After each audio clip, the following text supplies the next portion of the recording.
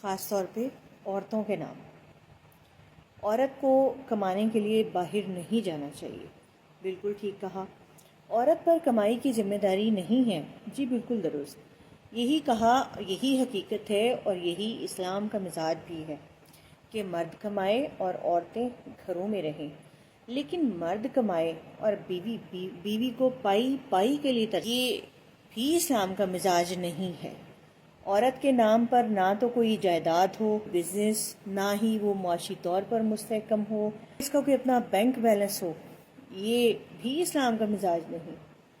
جو شوہر بیگمات کا ATM کارڈ اپنے پاس رکھتے ہیں لیکن اپنے اکاؤنٹ ان کے خفیہ ہوتے ہیں، مکمل تنخواہ کتنی ہے، وہ اس کا استعمال کہاں کر رہے ہیں، اس کی بیوی بچوں کو اس کا علم نہ ہو، خود معاشی طور پر مستحکم ہوں لیکن بیوی کو محتاج رکھیں، کیا یہ اسلام کا مزاج ہے؟ ایسی بیگمات جن کے میاں لاکھوں کے مالک ہوں لیکن بیوی کو پائی کی محتاج ہو، اس کو کیا کہا جائے گا؟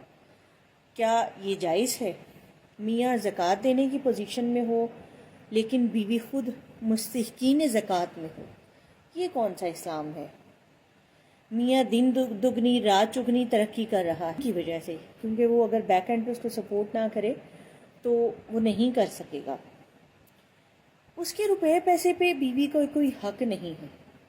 میاں کی تو دو تین فیکٹریاں ہوں لیکن بیوی کو کسی بھی وقت وہ زندگی سے بے دخل کر دے، نہ اس وقت بیوی کمانے کی پوزیشن میں ہے، نہ کمانے کی عمر میں ہے، نہ ہاتھ میں کوئی دھیلا ہے، نہ کوئی جائیداد ہے، نہ سر پہ چھت ہے، ایسی عورت کو کیا کرنا چاہیے؟ اسلامی جمہوریہ پاکستان میں جہاں 8 مارچ کو بےہودگی اور بے حیائی کو عورتوں کے حقوق کہا جاتا ہے، وہاں عورتوں کو معاشی استحکام، جائیداد میں خواتین کو حصہ دینے کا ریاستی حق، میاں بیوی جب مل کے گھر بنائیں، بچے پروان چڑھائیں تو شوہر پر قانونی پابندی ہونی چاہیے کہ وہ بیوی کو گھر سے بے دخل نہیں کر سکتا۔